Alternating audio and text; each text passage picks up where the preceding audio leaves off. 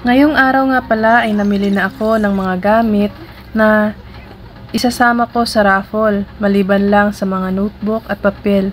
Sayang din kasi kung mamili ako kaagad at di magtugma sa grade ng mabubunot na estudyante. Di rin niya magagamit at masasayang lang din ang effort ko. Kaya sa mga di pa nakakomment sa video ko na pinost, habol po kayo. Sayang din, malay nyo, isa sa mga anak nyo ang mapili ko. At doon naman sa mga nakakomment na, abang-abang po kayo mamaya or bukas. Ipopost ko po ang mga bata na nakasama sa raffle. At kung nakita nyo na ang anak nyo ay hindi nakasama, i-comment nyo na lang para makahabol. Dahil ang ating cut-off ay Friday ng morning.